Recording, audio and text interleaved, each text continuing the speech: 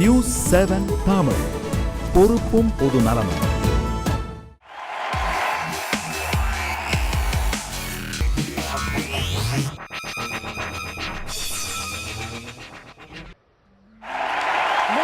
Tamil house art விளையாட்டு களத்திற்கு உங்களை வரவேற்பது குதுப்தீன். ஹாய் வியூவர்ஸ், ஆச்சரியமா இருக்குதா? எப்பவுமே ஸ்டுடியோல பார்த்த குதுப்தீனை இன்னைக்கு ஸ்டேடியத்துல பாக்குறீங்க. என்ன காரணம்? ஒடிசா மாநிலத்துல இன்னைக்கு சாம்பியன்ஸ் டிராபி ஹாக்கி போட்டி ஆரம்பமாகுது. அது பத்தி நாம இன்னைக்கு ஹாக்கி வல்லுநர்களுடன் விரிவாக விவாதிக்க இருக்கிறோம். அதற்காக நான் சென்னை நந்தனத்தில் உள்ள செயற்கை ஆடுகளம் அமைந்த ஹாக்கி மைதானத்தில் தற்போது நின்று கொண்டிருக்கின்றேன். சாம்பியன்ஸ் டிராபி பத்தி விரிவாக பார்ப்பதற்கு முன்பாக இன்றைய ஹெட்லைன்ஸ்களை பார்த்து விடலாம்.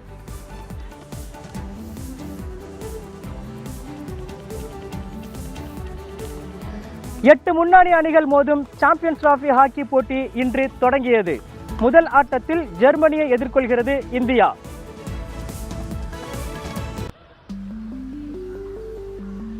ISL கால்பந்து தொடர் சொந்த மண்ணில் சென்னையை வீழ்த்தி அரையிறுதிக்கு முன்னேறியது கோவா.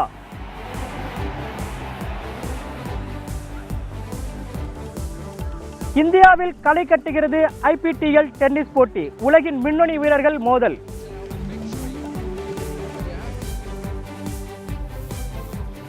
சேவக், ஹர்பஜன் சிங், யுவராஜ் சிங் சர்வதேச களத்தில் கால் பதிக்க வாய்ப்பில்லை. முன்னாள் கேப்டன் கங்குலி கருத்து.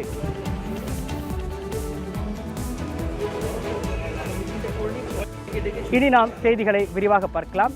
தொடக்கத்தில் 35வது சாம்பியன்ஸ் டிராபி ஹாக்கி போட்டி ஒடிசா மாநிலத்தில் இன்று தொடங்குகிறது.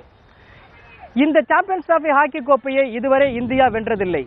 இந்த கோப்பை வறுமையை முதன்முறையாக சர்தார் சிங் தலைமையிலான இந்திய அணி போக்குமா? பொறுத்திருந்து பார்க்கலாம்.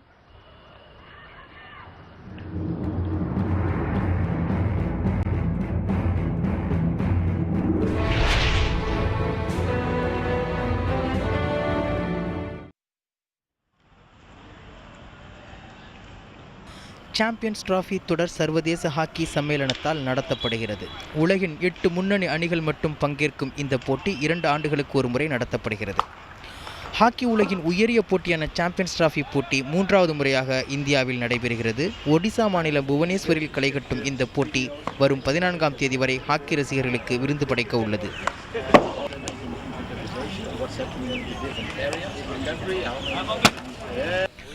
இந்த போட்டியில் இந்தியா, நடப்பு champion Australia, Olympic champion Germany, Netherlands, Pakistan, Belgium, Argentina, England ஆகிய 8 அணிகள் பலப்பரீட்சை நடத்துகின்றன.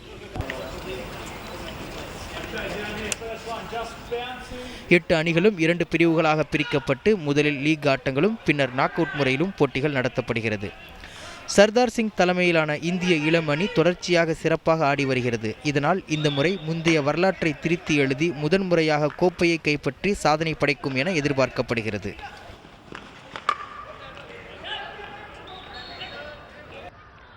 அடுத்ததாக சாம்பியன்ஸ் டிராபி ஹாக்கி போட்டி விரிவாக விவாதிப்பதற்காக இந்த ஹாக்கி மைதானத்திற்கு ரயில்வே அணி ஹாக்கி வீரரும் சர்வதேச ஹாக்கி நடுவருமான சூரி நம்முடன் இருக்கிறார். இது தவிர இன்கம் டாக்ஸ் அணியினுடைய அணியில் சிறப்பாக விளையாடி வரும் இளம் வீரர் ஹாக்கி வீரர் சிவமணியும் நம்முடன் மைதானத்திற்கு வந்திருக்கிறார் சாம்பியன்ஸ் டிராபி பற்றி விவாதிப்பதற்காக. முதலில் சூரியிடம் கேட்கலாம். 1980 வரைக்கும் ஒலிம்பிக் போட்டிகளில் இந்தியா தான் கோல் வச்சுக்கிட்டு இருந்துச்சு. அதே காலங்களில் தொடங்கப்பட்ட சாம்பியன்ஸ் டிராபி ஹாக்கி போட்டியில் ஆனால் இதுவரைக்கும் ஒரு முறை கூட இந்தியா பட்டம் வெல்லல. காரணம் என்னது? 1980ற்கு பிறகு பார்த்தீங்கன்னா இப்போ ஹாக்கி என்பது ஒரு பவர் கேம்ன்ற ஒரு ஈக்குவேஷனில் கொண்டு வந்துட்டாங்க. அந்த பவர் கேமுக்கு இந்தியா அடாப்ட் ஆகிறதுக்கு இவ்வளோ நாட்கள் ஆகிட்டே இருக்குது. அதுக்கு நடுவில் பல வகையிலான ஹாக்கி ஃபெடரேஷன் பிரச்சனைகள், ஹாக்கி கோச்சஸ் இப்போ நல்ல திறமையான ஹாக்கி கோச் போடணும். இப்போ வெளிநாடுகளுக்கு போகின்ற அணிகள் வாய்ப்புகள் ரொம்ப கம்மியாக இருந்தது. இப்போ அடிக்கடி டூர் போகிறாங்க இந்தியன் ஹாக்கி டீம்ஸ். அதனால் நல்ல ஒரு எக்ஸ்போஷர் கிடைக்குது. முன்னாடி அந்த அளவுக்கான வாய்ப்புகள்லாம் ரொம்ப கம்மியாக இருந்தது. அதனால் பிரத்யேகமாக பார்த்தீங்கன்னா இந்த பவர் கேம் அப்படிங்கிற கான்செப்டுக்குள்ளார இந்தியன் ஹாக்கி 80க்கு பிறகு தான் ஆரம்பிச்சிருக்காங்க. இது வெளிநாடுகள் அந்த ஐரோப்பிய அணிகள் எல்லாம் அவர்களுடைய உடற்கட்டு திறமை, இந்த முயற்சி, பல வகையான அவர்களுக்கு சாதகமான இந்த ஆஸ்ட்ரோடஃப் இதெல்லாம் சாதகமாக இருந்ததுனால அவங்களுக்கு சீக்கிரமாகவே அந்த கோல் வச்சு ஒரு நிலைக்கு வந்து விட்டார்கள். நாம் இதற்கு தாமதப்படுவதற்கான காரணம் நம்முடைய இந்திய அணியினுடைய பலவீனம் தான். இது இப்போ ஒவ்வொரு குறைகளை எல்லாம் நாமெல்லாம் இப்பொழுதுதான் நிவர்த்தி செய்து கொண்டே வருகிறோம். இந்த குறைகளை இதே வகையில் நிவர்த்தி செய்து கொண்டு வந்தோமானால் நிச்சயமாக நம்முடைய அணி வெற்றி பெறும் சூழ்நிலை விரைவில் உருவாகும் என்று நம்பிக்கையுடன் காத்திருக்கிறோம். உங்களுடைய நம்பிக்கை வீண் போகாதுன்னு நினைக்கிறேன். அடுத்ததாக நாம சிவமணிட்ட கேட்கலாம். இப்போ வந்து சார் வந்து 1980 வரைக்கும் உள்ள விஷயங்களை சொன்னார். அதுக்கப்புறம் 1980க்கு அப்புறம் தற்போது வரைக்கும் உள்ள இந்திய ஹாக்கி அணி எப்படி இருக்குது, அதை நீங்க எப்படி பாக்குறீங்க? ஆக்சுவலாக 1980s வந்து இட்ஸ் கோல்டன் எரானே சொல்லலாம். அந்த பீரியடில் great players like Bhaskaran sir அவங்கெல்லாம் இந்தியன் டீம் லீட் பண்ணும்போது அப்போ எல்லாமே சக் ரவுட்லேயே ஆடின மூவ் இருந்தது. இப்போ ஆஸ்ட்ரோ டர்ஃப் வரவும் நம்ம யூரோப்பியன் ஸ்டைல்ஸ்க்கு கொஞ்சம் அடாப்ட் பண்ண நம்ம கொஞ்சம் டைம் வேணும் நமக்கும். அது ஆக்சுவலாக இப்போ கரண்ட்டில் இந்தியன் டீம் வந்து இட்ஸ் பர்ஃபார்மிங் வெரி வெல் தான் சொல்லணும். கண்டிப்பாக நான் ரீசன்ட் கேம்ஸ் எல்லாத்துலேயும் அவங்களோட ஆன்டிசிபேஷன் எல்லாமே பொதுவாக எல்லாத்துக்குமே இன்க்ரீஸ் ஆகிக்கிட்டே தான் வருது. அதை பொறுத்தும் இல்லாமல் இப்போது நடக்கிற சாம்பியன்ஸ் ட்ராஃபி, இதுக்கு முன்னாடி champions trophy, day to day வர மேஜர் டோர்னமெண்ட்ஸில் இந்தியா நல்லா பெர்ஃபார்ம் பண்ணிக்கிட்டே தான் வராங்க. அதனால் மோஸ்ட்லி இந்த டைம் நம்ம நல்லா எக்ஸ்பெக்ட் பண்ணலாம். சூரி சார், நீங்க சொல்லுங்க. சிவமணி சொல்றாங்க டர்ஃப்ல அடாப்ட் ஆகிறதுக்கு இவ்வளவு ஆயிருச்சு, ஏறக்குறைய 1/4 நூற்றாண்டு ஆயிருச்சு. அவர் சொல்றது பத்தி பார்த்தா இந்தியாவில் டர்ஃப் கிரவுண்ட் போதுமான அளவுக்கு செய்யப்பட்டிருக்குதா? இல்லைங்க, இன்னும் இது பத்தாதுன்னு தான் சொல்ல. இந்தியா போன்ற பரந்த ஒரு நம்முடைய நாடு, இந்த பரந்த நாட்டுக்கு அட்லீஸ்ட் வந்து ஒரு மாநிலத்துக்கு ஒரு டர்ஃபாவது இருக்கணும். ஆனால் இன்னும் அந்த வகையில் பார்த்தீங்கன்னா ஒவ்வொரு மாநிலத்துக்கு ஒரு டர்ஃப் கூட இன்னும் பூர்த்தி ஆகாத ஒரு சூழ்நிலை தான் காணப்படுகிறது. அப்போ இப்போ உதாரணத்துக்கு இப்போ கேரளாவில் நேஷனல் கேம்ஸ் நடத்த போகிறாங்க. அந்த சூழ்நிலைக்கு தான் அவங்க டர்ஃபை போடுறாங்க. ஏன்னா நடத்தணுமே, நம்ம நடத்தி முடிக்கணுமேங்கிறதுனால. இப்படி பல மாநிலங்களில் வந்து பார்த்தீங்கன்னா ஆஸ்ட்ரோ டர்ஃப் இல்லாமல் இருக்குது. இந்த குறைகள் எல்லாம் நம்ம வந்து சரி பண்ணோன்னு சொன்னால் நம்ம இப்போ வடகிழக்கு மாநிலங்கள் எல்லாம் இருக்குது, மேகாலயா, நாகாலாண்டு, இந்த சைட்லலாம் அவங்கெல்லாம் கூட நல்ல வீரர்கள்லாம் அங்கே இருக்கிறாங்க. நான் நிறைய போட்டிகளில் போகிறப்ப பார்த்துருக்கேன். நல்ல ஸ்டாமினா இருக்குது. ஏன்னா அவர்கள மலையோர பகுதிகளை சார்ந்த வீரர்கள், அந்த வீரர்கள் நல்ல ஸ்டாமினா இருக்குது. ஆனால் இந்திய அணிக்குள்ளார வரதுக்கான வாய்ப்பு ரொம்ப கம்மியாக இருக்குது. முன்னாடி தோய்பா சிங் அந்த மாதிரி எல்லாம் விளையாடினாங்க. அதுக்கப்புறமா வந்து பார்த்தீங்கன்னா அதுக்கு காரணம் என்னன்னு கேட்டிங்கன்னா அங்கே ஆஸ்ட்ரோ டர்ஃப் இல்லாதது தான். இந்த ஆஸ்ட்ரோ டர்ஃப் வந்து அந்த மாநிலங்கள், அனைத்து மாநிலங்கள், அஸ்ஸாம் போன்ற பல மாநிலங்களில், பல மாவட்டங்களில் இதெல்லாம் வந்துச்சுன்னு சொன்னால் நிறைய வீரர்களுக்கான வாய்ப்புகள், அவர்களை வந்து தன்னை தயார்படுத்தி கொண்டு தன்னை நேஷனல்ஸில் வந்து செலக்ட் பண்ணுறாங்க டீம் வந்து. இப்போ நேஷனல்ஸ்க்கு வரணும், அதில் குவாலிஃபை ஆகணும் அப்படின்னு சொல்லி கேட்டால் அங்கே வந்து டர்ஃப் தேவை. டர்ஃப் இல்லாமல் அவன் சேட் கிரவுண்டில் விளையாடிட்டு வரதுனால சத்தீஸ்கர் போன்ற பல இன்டீரியர் மாநிலங்கள் எல்லாம் இருக்குது. ரொம்ப உட்கட்ட அமைப்புகள், வசதிகள் இல்லாமல் இப்போ புதுசாக உருவாக்கிற தெலுங்கானா, இப்படி பல மாநிலங்களில் சொல்லலாம். நல்ல திறமையான வீரர்கள் இருக்காங்க. அவர்களை அந்த ஆஸ்ட்ரோ டர்ஃப் என்கின்ற ஒரு பங்களிப்பில் கொடுத்தோன்னு சொன்னால், அரசாங்கம் அதை செய்து கொடுத்தால், அந்த வசதிகளை செய்து கொடுத்தால் இன்னும் நல்ல பிளேயர்ஸ், இப்போ இருக்கிற பிளேயர்ஸோடு இன்னும் நல்ல பிளேயர்ஸ் கிடைக்கான வாய்ப்பு நிறைய இருக்குது. போதுமான அளவுக்கு நமக்கு டர்ஃப் இல்லை அப்படின்னு நீங்கள் சொல்கிறீங்க. ஆனால் இந்த 25 ஆண்டு காலத்தையும் தாண்டி நாம் என்ன செய்ய வேண்டியிருக்கு, முன்னேற வேண்டியிருக்குது. இப்போ நாம் என்ன செய்யலாம் அப்படின்னா, சாம்பியன்ஸ் ட்ராஃபி எப்படி உருவாக்கப்பட்டது இந்த தொடர், இதில் இதுவரைக்கும் யார் யாரெல்லாம் ஜெயிச்சிருக்காங்க அப்படிங்கிற ஒரு ஸ்டோரி நாம பார்க்கலாம். 1978ஆம் ஆண்டு பாகிஸ்தானால் தொடங்கப்பட்ட இந்த போட்டி ஆடவர் அணிகளுக்கு மட்டும் நடத்தப்பட்டு வந்தது. பின்னர் 1987 முதல் மகளிருக்கும் நடத்தப்பட்டு வருகிறது.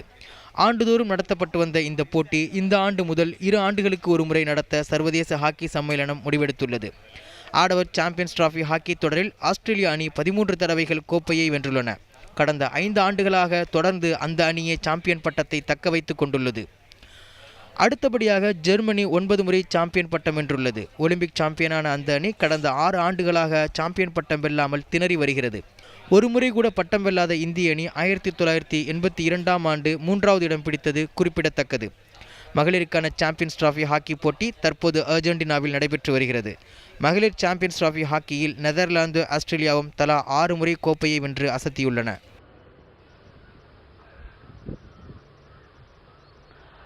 சாம்பியன்ஸ் டிராஃபி ஹாக்கி போட்டியில் இந்தியா ஒரே ஒரு முறை 3வது இடத்தை பிடித்திருக்கிறது அப்படிங்கிற வரலாற்றை நாம பார்த்தோம். மீண்டும் நாம் விவாதத்தை தொடருவோம். சிவமணி, இந்த முறை புவனேஸ்வரில் நடக்கக்கூடிய 3வது முறையாக இந்தியாவில் நடைபெறுகிறது. இந்த முறை இந்திய அணி பட்டம் வெல்றதுக்கு வாய்ப்பு இருக்குதா, எப்படி நீங்க பாக்குறீங்க? கண்டிப்பாக. ஏன்னா லாஸ்ட் டைம் ஏஷியன் கேம்ஸ் நம்ம தான் கோல்டு அடிச்சிருக்கோம். அது மட்டும் இல்லாமல் இந்த டைம் நம்ம டீமோட மாரல் எல்லாமே வந்து ரொம்ப ஹையாக தான் எல்லாமே பார்க்குறாங்க. சர்தார் சிங் வந்து ரொம்ப ரொம்ப நல்ல ஒரு சென்சிபிளாக எல்லாம் ஹேண்டில் பண்ணுறாங்க டீமை. ஸோ எல்லா பிளேயர்ஸ் எல்லாமே அக்ரெசிவாக, ப்ளஸ் கண்டிப்பாக நம்ம இந்தியன்ஸ் அந்த யூரோப்பியன்ஸ் அந்த டிஃப்ரென்சஸ்லாம் இப்போ கொஞ்சம் குறைஞ்சிக்கிட்டே தான் வருது. நம்ம வந்து அவங்கள பீட் பண்ண முடியாது அப்படின்னு ரீசெண்டாக அந்த ஆஸ்திரேலியன் சீரியஸில் கூட நம்ம அடிச்சு ட்ராஃபி எடுத்துகிட்டு வந்திருக்காங்க. ஸோ அவங்களே நல்ல ஒரு இந்த தடவை ஒரு நம்பிக்கை இருக்குது அவங்களுக்கு. கண்டிப்பாக இந்த தடவை நம்ம அடிக்கிறோன்னு சொல்லி நான் நம்புகிறேன். ஹோம் டவுனில் விளையாடுறது கொஞ்சம் கூடுதல் நமக்கு வந்து சாதகமாக இருக்கும், அப்படி தானே? இது வந்து நமக்கு ஒரு மிகப்பெரிய அட்வான்டேஜ் தான். ஏன்னா புவனேஸ்வர் வந்து it's a very good place for hockey. கண்டிப்பாக அதனால கண்டிப்பாக இந்த டைம் நம்ம ஒரு பிளேஸ் வருவோம். மோஸ்ட்லி ஒரு இளம் வீரராக வந்து சிவமணி தன்னுடைய நம்பிக்கையை முழுமையாக தெரிவிக்கிறார் இந்திய அணி ஜெயிக்கும் அப்படின்ட்டு. ஆனால் இந்த பூலில் இந்தியா இடம்பெற்றக்கூடிய பூலில் அர்ஜென்டினா இருக்குது, ஜெர்மனி இருக்குது, நியூசிலாந்து இருக்குது. குறிப்பா வந்து இந்த லீக் ஆட்டம் எப்படி இருக்கும், இன்னைக்கு மேட்ச் ஜெர்மனி கூட எப்படி இருக்கும்? இன்னைக்கு வந்து அவங்க வந்து இப்போ புதிய இளம் வீரர்களை உள்ளடக்கியது தான் ஜெர்மனி அணி. அவர்கள் வந்து நிச்சயமாக தன்னுடைய நாட்டுப்பற்றவர்கள் விளையாடுவதில் எந்த விதமான சந்தேகமும் கிடையாது. அவர்களுடைய முழுத்திறனை அவர்கள் வெளிப்படுத்துவார்கள். நமக்கு வந்து ஜெர்மனி அணியை விட நமக்கு சில சதவீதங்கள் நாம் முன்னேறியே இருக்கிறோம். அது காரணம் கேட்டிங்கன்னா லோக்கல் கிளைமேட்டு, இன்னொன்று வந்து பார்த்தீங்கன்னா பப்ளிக் சப்போர்ட் இருக்குது. அதனால் இவர்களுக்கு கிடைக்கின்ற வாய்ப்பை இவர்கள் முழுமையாக பயன்படுத்தினால் நிச்சயமாக நாம் ஜெர்மனியை வெற்றி கொள்ள முடியும். இது லீக் ஆட்டத்தில் எப்படி இந்தியா பெர்ஃபார்ம் பண்ணுறதுக்கு வாய்ப்பு இருக்குது இந்த பூலில்? லீக்ல முதல் அல்லது இரண்டாவது இடத்துக்கு வருவதற்கான வாய்ப்புகள் பிரகாசமாக உள்ளது. அதனால் நிச்சயமாக எதிர்பார்க்குறோம். காரணம் வந்து லோக்கல் சப்போர்ட்ன்றது ஒன்று, இந்த கிளைமேட்டுக்கு அடாப்ட் ஆனவங்க நம்ம இந்தியன்ஸு. இப்போ நான் பத்திரிகைகள் எல்லாம் கூட படித்த இந்த வெளிநாட்டு அணிகள் எல்லாம் வந்து இன்னும் வந்து இந்த இந்தியன் ஒரிசாவில் கொஞ்சம் வெப்பநிலை வந்து கொஞ்சம் அதிகமாக இருக்குது, இன்னும் சில்னஸோட வெயிலாக இருக்குன்னு கூட சொல்லலாம். அதை அவங்களுக்கு தாக்கு பிடிக்கிறதுக்கே கொஞ்சம் திணறதாக நான் சில பத்திரிகைகள் எல்லாம் படித்தேன். அப்படி பார்க்குறப்ப இந்தியன்ஸ் வந்து அந்த சுச்சுவேஷனுக்கு நல்லா கரெக்டாக விளையாடுவாங்கன்னு எதிர்பார்க்குறேன் நான். பயிற்சியாளரும் சரி வீரரும் சரி மிகுந்த நம்பிக்கை தெரிவிக்கிறாங்க. கடந்த 2012ஆம் ஆண்டு லண்டனில் நடைபெற்ற ஒலிம்பிக் போட்டியில் இந்திய ஹாக்கி அணி, மிகவும் எதிர்பார்க்கப்பட்ட இந்திய ஹாக்கி அணி கடைசி இடத்தை பிடித்தது. ஆனால் இந்த வருடம் மிக சிறப்பாக இந்திய ஹாக்கி வீரர்கள் விளையாடி வருகிறார்கள். இந்த ஆண்டு தொடக்கத்தில் நடைபெற்ற உலகக்கோப்பை போட்டியை தவிர்த்து மற்ற அனைத்து ஆட்டங்களிலும் இந்திய அணி சிறப்பாக செயல்பட்டு வருகிறார்கள். இந்த ஆண்டு இந்திய ஹாக்கி அணியின் வெற்றிகள் எப்படி இருந்தது என்பதை இப்போது பார்க்கலாம். இந்த ஆண்டு ஜூலை மாதம் கிளாஸ்கோவில் நடைபெற்ற காமன்வெல்த் விளையாட்டுப் போட்டியில் சர்தார் சிங் தலைமையிலான இந்திய ஹாக்கி அணி வெள்ளிப்பதக்கம் வென்றது. செப்டம்பர் மாதம் தென்கொரியாவில் நடைபெற்ற ஆசிய விளையாட்டுப் போட்டியில் இந்திய அணி 16 ஆண்டுகளுக்கு பிறகு தங்கப்பதக்கம் வென்றது. இந்த வெற்றி மூலம் 2016ஆம் ஆண்டு பிரேசிலில் நடைபெறும் ஒலிம்பிக் போட்டிக்கு இந்திய அணி நேரடியாக தகுதி பெற்றது. அடுத்ததாக கடந்த மாதம் ஆஸ்திரேலியாவில் நடைபெற்ற ஹாக்கி தொடரில் உலக சாம்பியனான ஆஸ்திரேலிய அணியை அதன் சொந்த மண்ணில் வீழ்த்தி 3-1 என்ற கணக்கில் அபார வெற்றி பெற்றது இந்திய அணி.